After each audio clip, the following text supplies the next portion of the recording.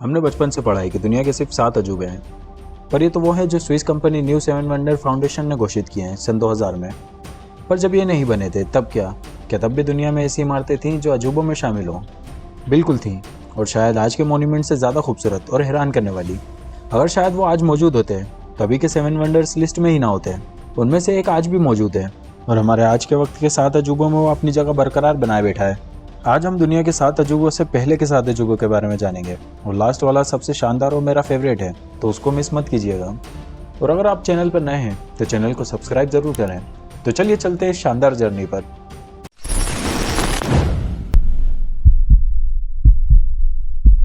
The hanging garden of Babylon. किताबों में मिलता है कि 600 BCE में बेबीलोन के शहर में बहुत शानदार इमारत बनाई गई थी, जिसका नाम दिया गया था the hanging garden of Babylon. Babylon शहर रेगिस्तान के बीचों बीच बसा था, जहां हरियाली ढूंढने से भी ना मिले। पर यहाँ के बादशाह नेबुकदनेस्सर ने अपने शहर में एक बहुत खूबसूरत महल बनवाया, जिसे महल कहने से बाग कहना ज़्यादा सही होगा। उस महल को बहुत महारत से बनाया गया था। पहली छत के ऊपर दूसरी, दूसरी के ऊपर तीसरी, और उन सब पर तरह तरह के पेड़ पौधे लगाए गए थे। हर तरह के फूल, हर तरह के फल वहाँ मौजूद थे। महल की छत किसी रंग बिरंगे बाग के जैसी दिखाई देती थी, जो कि बेहद खूबसूरत कॉलम पर टिकी थी, और उन कॉलम पर भी खूबसूरत बेल लटकती होती थी। महल के फर्श पर पूल बनाए गए थे, जिसमें तरह तरह की मछलियाँ तैरती रहती थी। मार्बल के बने होने की वजह से वो रात में और ज़्यादा खूबसूरत दिखाई देता था।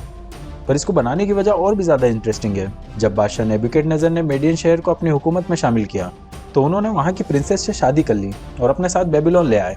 प्रिंसेस एमिटेस अपने शहर को बहुत ज़्यादा याद करती थी, जो हरियाली, पेड़ पौधों से घिरा हुआ था। तब बादशाह ने अपनी चहेती बीवी के लिए एक शानदार कंस्ट्रक्शन का काम शुरू करवाया। जिस तरह ताजमहल मोहब्बत की निशानी माना जाता है, मेरे ख्याल से उस वक्त मोहब्बत की निशानी वो माना जाता होगा। उस महल को दुनिया भर से लोग देखने आया करते थे, जबकि उस वक्त सफ़र इतना आसान नहीं था। हम इससे अंदाज़ा लगा सकते हैं कि वो कितना आलीशान महल बना होगा। किताबों के हिसाब से बहुत बड़े अर्थक्वेक की वजह से उसकी छतें ढह गई, और वो महल ज़मीन से आ मिला, और वक्त के साथ साथ उसका नामो निशान भी खत्म हो गया। Statue of Zeus at Olympia. Greek mythology में बहुत से देवी देवता हैं, पर उनमें सबसे ताकतवर माने जाने वाला देवता ज़्यूस है, जिसे बिजली का देवता भी कहा जाता है, और सभी देवी देवताओं का राजा भी। कहानियों के हिसाब से आसमानों के बीच एक पहाड़ है, जिसे माउंट ऑफ ओलंपस कहा जाता है। ज़्यूस वहाँ अपने महल में रहता है, और पुराने ज़माने के लोग देवी देवताओं को खुश करने के लिए मंदिर बनाया करते थे, जिससे खुश होकर देवता नीचे ज़मीन पर आकर उनकी जंग में और बहुत तरह से मदद किया करते थे। यूँ तो ज़्यूस के काफ़ी मंदिर बनाए गए, पर उनमें सबसे आलीशान मंदिर ओलंपस शहर में बनाया गया था। इसे उस वक्त के सबसे फेमस आर्किटेक्ट फिडियस ने बनाया था। मंदिर का बाहरी हिस्सा बहुत सारी कॉलम्स से बनाया गया था, और अंदर ज़्यूस की 13 मीटर की मूर्ति रखी गई थी। यह हाइट इतनी बड़ी थी कि मंदिर की छत से मूर्ति का सर की गैप बहुत कम बची थी। उस मूर्ति को एक सोने के तख्त पर बिठाया गया था, और वो मूर्ति आइबोनी, इवोरी और गोल्ड से बनाई गई थी, जिसमें कई कीमती हीरे भी लगे थे। उसके सीधे हाथ में एक छोटी मूर्ति भी बनाई गई थी, जो कि जीत की देवी नाइकी की थी, और उल्टे हाथ में ज़्यूस का फेमस भाला। हज़ारों की तादाद में लोग यहाँ उनकी धर्म की रस्में करने आया करते थे, और उसमें एक रस्म ओलंपिक के गेम्स भी हुआ करते थे। पर जब ग्रीक रोमन एम्पायर के कब्जे में आया, तब उन्होंने मंदिर को तोड़ दिया और मूर्ति अपने साथ ले गए। बाद में उस मूर्ति के सर को उस वक्त के रोमन बादशाह कैलिगुला के सर से बदल दिया गया। पर जब कैलिगुला को कत्ल किया, तो उस मूर्ति को तोड़कर भी खत्म कर दिया गया। आज ना वो मंदिर बाकी है और ना वो मूर्ति, पर उस वक्त की एक रस्म बाकी है, जो आज ओलंपिक गेम्स की शक्ल में है। मौज़ोलियम एट हेलिकार्नेसिस। हेलिकार्नेसिस का मौज़ोलियम हमारी लिस्ट के बाकी वंडर्स जितना मशहूर नहीं है, क्योंकि नेचर ने इसे ज़्यादा वक्त तक बाकी रहने ही नहीं दिया। मौज़ोलियम पर्शियन एम्पायर के हेलिकार्नेसिस शहर में बनाया गया था, जो आज के मॉडर्न वर्ल्ड में तुर्की के नाम से जाना जाता है। 353 BCE में राजा मोसोलेस को ख्याल आया कि उनके और उनके पूर्वजों के मरने के बाद कोई चीज़ हो जो दुनिया को उनकी याद दिलाए। तब उन्होंने इस मकबरे को बनवाने का सोचा, जिसमें उनके पूर्वजों को लाकर दफनाया जाए, और जितनी भी आगे नस्ल आने वाली है उनका भी आखिरी घर वही बने। ग्रीक के सबसे बेस्ट आर्किटेक्ट को बुलाया गया इस मकबरे को बनवाने के लिए। जब इसके बनने की शुरुआत हुई, तो राजा मोसोलेस की तबीयत अचानक बिगड़ने लगी, और इसका काम चालू हुए 1 साल ही हुआ था कि इसको बनवाने वाले राजा मोसोलेस ही गुजर गए। तब उनकी बीवी आर्टेमिसिया ने उनके सम्मान में इसको बनवाने की जिम्मेदारी खुद ली, और उसमें सबसे पहले मोसोलेस को ही दफनाया गया। यह मोन्यूमेंट स्क्वायर शेप में बनाया गया था, लगभग 10,000 स्क्वायर फीट की जगह में। इसकी ऊंचाई 14 मंजिल जितनी यानी 43 मीटर थी। इसके दोनों साइड 9 बड़े बड़े कॉलम्स बने हुए थे, जो टॉप पर बने पिरामिड को सपोर्ट देने के लिए बनाए गए थे। उस पिरामिड के टॉप पर राजा मोसोलेस और उनकी बीवी की मूर्ति भी बनाई गई थी, जिसको बग्घी में सवारी करते हुए दिखाया गया था। ये इमारत पूरी वाइट मार्बल से बनी हुई थी। इस पर नीचे बहुत सी मूर्तियां डिजाइन की गई थी, जो उस वक्त बादशाहों की जंग की कहानियों को दर्शाती थी, जैसे इंसानों की अशुमनाओं से लड़ाई और अमेजोन की एथेंस से जंग के दौरान स्ट्रगल की कहानियां दर्शाती थी। ये इमारत भी अर्थक्वेक की वजह से ही ढेर हो गई। 15वीं सदी में इसके बचे कुचे ढांचे की मरम्मत करके ईसाई फौजियों ने इसे अपना बेस बनाया था, पर वो भी ज़्यादा वक्त तक नहीं टिका और आज भी इसके बिखरे हुए अवशेष तुर्की में मौजूद हैं। टेम्पल ऑफ आर्टेमिस हमारी लिस्ट का 4th वंडर भी एक प्राचीन मंदिर है जो ग्रीक माइथोलॉजी की देवी आर्टेमिस का है, पर उसे जलाकर बर्बाद कर दिया गया, वो भी उनके पुजारियों में से एक ने। इसकी वजह आगे चलकर जानते हैं। एंशिएंट ग्रीक के लोग स्टैच्यू और बिल्डिंग डिज़ाइन के लिए बहुत जाने जाते थे और आज भी ग्रीक में उनकी बनाई हुई एंशिएंट इमारतें वो काबिल तारीफ हैं। उन्हीं में से एक है आर्टेमिस का मंदिर। आर्टेमिस को नेचर की देवी माना जाता था, जो उनके हिसाब से नेचर को प्रोटेक्ट करती थी और उनकी फसलें उगाती थी। ज़्यूस के बाद आर्टेमिस को ही सबसे ज़्यादा पूजा जाता था। जैसा कि हमने शुरू में जाना कि ग्रीक के लोग देवी देवताओं को खुश करने के लिए आलीशान मंदिर बनाया करते थे, उसी तरह यह मंदिर उस वक्त का सबसे बड़ा मंदिर माना जाता था। पहले छोटा मंदिर था जिसे अमेजोनियंस ने बनाया था, पर इसको 550 BCE में दोबारा बनाना शुरू किया गया ग्रीक के लोगों के द्वारा। इसे इतना खूबसूरत बनाया गया था कि इसने आगे जाकर 7 वंडर में जगह ली। इसे बनाने में 10 साल का समय लगा। ये पूरा सिल्वर और मार्बल से बनाया गया था। इसकी लंबाई 113 मीटर थी और चौड़ाई 43 मीटर और हाइट कम से कम 13 मीटर।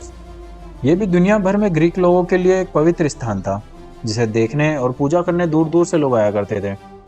पर 356 BCE में शोहरत की चाह रखने वाले एक शख्स ने इसकी लकड़ी से बनी छत में आग लगा दी, जिससे पूरा मंदिर जलकर खाक हो गया।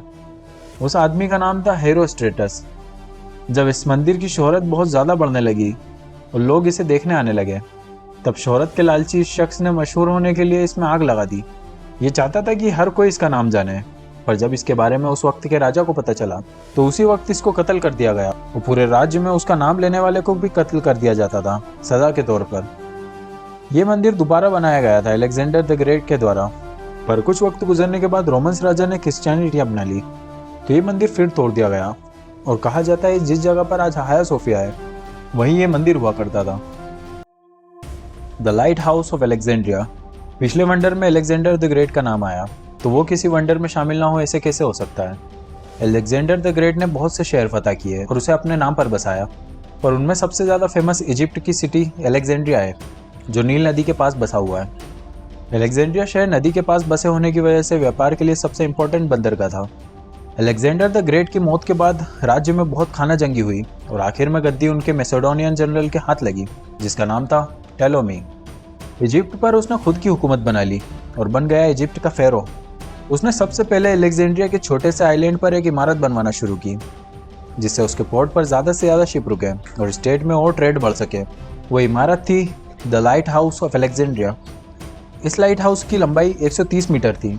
ये हाइट इतनी थी कि कुतुब मीनार को डबल कर लिया जाए, जो आज के वक्त के आर्किटेक्ट को भी हैरान कर देती है कि बिना किसी टेक्नोलॉजी के इतना बड़ा लाइट हाउस आखिर कैसे बनाया गया। इसे बनने में 12 साल का वक्त लगा और ये एंशिएंट टाइम की सबसे बड़ी बिल्डिंग मानी जाती थी। इसकी दीवारें बनाने में जो पत्थर यूज़ हुए थे वो भी साइज़ में काफ़ी बड़े थे, जो उस आइलैंड पर दूर से लाए गए थे। ये भी हैरान करने वाली बात है। इसके टॉप पर हमेशा आग जला करती थी, जो रात में समुद्र से आने वाले शिप्स को रास्ता दिखाया करती थी, और उसे लगभग 40 किलोमीटर की दूरी से देखा जा सकता था। और उसी के टॉप पर पोसाइडन की स्टैच्यू भी बनाई गई, जो कि समुद्र का देवता माना जाता था, और उन लोगों का ख्याल था कि वो शिप्स में सफ़र करने वालों की रक्षा करता है। ग्रीक हुकूमत खत्म होने के बाद वहाँ रोमन्स और अरब ने राज किया, लेकिन लाइट हाउस 1000 साल के बाद भी वहीं बिल्कुल वैसा कि वैसे ही खड़ा रहा। उसे कोई नुकसान नहीं पहुँचाया गया। पर 14 AD में भयानक समुद्री तूफान ने उसकी नींव हिला दी और वो ज़मीन पर आकर ढेर हो गया। ममलुक के सुल्तान ने उसी जगह पर अपना मिलिट्री बेस बनाया था और 1994 में समुद्र में the light house of Alexandria के अवशेष मिले थे, जिसने इस बेमिसाल इमारत की यादें ताज़ा कर दी। The great pyramid of Giza. ये वो बिल्डिंग है जिसे हम सबसे ज़्यादा जानते हैं, जो 4500 साल गुजरने के बाद भी उसी जगह पर वैसी की वैसी ही खड़ी है। हमने ऊपर जितनी भी इमारतों की बात की, ये उनमें सबसे ज़्यादा पुरानी है और इसकी लिस्ट में होना लाजमी है। The pyramid of Giza Egypt के गीज़ा शहर में मौजूद है, जैसा इसके नाम से भी पता चलता है। वैसे तो पिरामिड दुनिया भर में खोजे गए, पर यह उनमें सबसे ज़्यादा बड़ा और मिस्टीरियस है, और कहीं भी एक साथ एक से ज़्यादा पिरामिड कभी नहीं मिले। जबकि ये 3 पिरामिड एक साथ बनाए गए हैं। और इसी के साथ स्फिंक्स भी मौजूद है। स्फिंक्स के भी अपने कुछ राज हैं, जिसको हमने अपनी एक दूसरी वीडियो में कवर किया है। आप चाहें तो आई बटन पर क्लिक करके वो देख सकते हैं। इनमें सबसे बड़े पिरामिड का नाम है चोपा, जो कि 146 मीटर ऊंचा है। और दूसरे पर आता है खाफरे, जो 143 मीटर। और लास्ट में सबसे छोटा पिरामिड मेनकोर है, जिसकी ऊंचाई 66 मीटर है। इसमें इजिप्ट के बादशाहों को, जिन्हें फेरो कहा जाता था, उन्हें मम्मी बनाकर रखते थे। उनके साथ बहुत सी कीमती चीज़ें भी रखी जाती थी। उनके हिसाब से मरने के बाद ये कीमती चीज़ें उन्हें आखिरी सफ़र में फ़ायदा पहुंचाएंगी। इसको बनाने की शुरुआत लगभग 4500 साल पहले हुई थी और उस वक्त इजिप्ट कारीगरी में सबसे आगे रहता था। सबसे बड़ा पिरामिड चोपा, उसमें कम से कम 3 लाख पत्थरों के ब्लॉक्स मौजूद हैं, जिसमें हर एक का वजन 2000 किलो है। पिरामिड को बनाने में 30,000 लोग दिन रात लगे रहते थे, जिसमें आर्किटेक्ट, आर्टिस्ट, डॉक्टर सब वहाँ मौजूद रहते थे। इसके हर एक पत्थर को एक ही साइज़ का करके लगाया जाता था, और जबकि ये पत्थर दूसरी जगह से नील नदी पार करके शिप में लाए जाते थे। इसे पूरा बनने में 200 साल लगे। इस पर बहुत सी थ्योरीज भी हैं कि ये इंसानों ने नहीं बनाया, क्योंकि इसकी बनावट बहुत ज़्यादा सटीक है। एक दूसरे से दूरी, इसके पत्थरों का वजन, उसे उतनी दूर से लाना, और ये सब उस वक्त के इंसानों के लिए मुमकिन नहीं था, वो भी बिना किसी एडवांस टेक्नोलॉजी के। इसलिए इसको एलियन के साथ जोड़ा जाता है। और ये तीनों पिरामिड आसमान के ओराइन तारों के सीध में बने हैं। कहा जाता है कि पहले पिरामिड, जैसा अभी आप स्क्रीन पर देख रहे हैं, वैसे दिखते थे, जिसके टॉप पर गोल्ड लगा हुआ था। और ये पूरे पिरामिड रात में शाइन करा करते थे। पर वक्त के साथ साथ इसमें खराबी आती गई और इसमें से कीमती चीज़ें और कीमती मार्बल चोरी होता गया। और जो पिरामिड बाकी बचा है वो आज हमारे सामने है। कोलोसस ऑफ रोड्स, ऐसी स्टैच्यू जो किसी शहर का एंट्रेंस हो, जो पूरी ब्रॉन्ज से बनी है। ये सोचकर ही दिमाग चकरा जाता है कि ऐसी चीज़ पुराने वक्त में बनाना कैसे मुमकिन हो सकता है। कोलोसस ऑफ रोड्स शहर के एंट्रेंस पर बनाई गई थी। ये हीलियस ग्रीक माइथोलॉजी में सन गॉड हुआ करता था। इस स्टैच्यू को तब बनाया गया था जब उन लोगों को बहुत बड़ी जंग में जीत मिली थी, और उनका ख्याल था कि वो जीत उन्हें सन गॉड की वजह से मिली है। उनकी जंग थी मैसेडोनियन से, जिन्होंने रोड्स शहर को चारों तरफ से शिप से घेर कर हमले चालू कर दिए थे। तब टेलोमी की मदद से रोड्स के लोगों ने जंग लड़ी और कम तादाद होने के बावजूद भी वो जंग जीत गए। जब वो लोग हार कर वापस पलटे तो अपने पीछे बहुत सी दौलत छोड़ गए। तब उनका ख्याल था कि ये जीत उन्हें सन गॉड की वजह से मिली है। तब उन लोगों ने उसे खुश करने के लिए स्टैचू बनाने का इरादा किया, और वो सारा की सारा पैसा उन्होंने स्टैचू बनाने में लगा दिया, जो आयरन, ब्रॉन्ज और घुटनों तक मार्बल से बनाई गई थी। और इसके हाथ में एक मशाल थी जो हमेशा जलती रहती थी। 292 BCE में इसका काम शुरू हुआ था। 15 मीटर की ऊंचाई तक सिर्फ इसके घुटने ही थे। इसे पूरा बनने में लगभग 12 साल लगे। इसकी इतनी बड़ी हाइट होने की वजह से ये काफ़ी दूरी से देखी जा सकती थी और शिप्स इसकी तरफ अट्रैक्ट हो जाया करते थे। इसके बनने से रोड शहर को व्यापार में भी काफ़ी फ़ायदा हुआ, क्योंकि ये उस वक्त का टूरिस्ट अट्रैक्शन बन गया था। इसकी तबाही का कारण भी कुदरत ही बनी, और बड़े अर्थक्वेक की वजह से ये कमज़ोर हो गया, और सबसे पहले इसका सर ज़मीन पर आकर गिरा, और धीरे धीरे ये पूरा स्टैच्यू नीचे आ गया, और सिर्फ इसके एंकल ही बाकी बचे थे। ये बहुत बुरी तरीके से गिरा और टुकड़े टुकड़े हो गया, पर इसकी पॉपुलैरिटी और बढ़ गई। लोगों ने इसे फॉलिंग कोलोसस के नाम से फेमस कर दिया।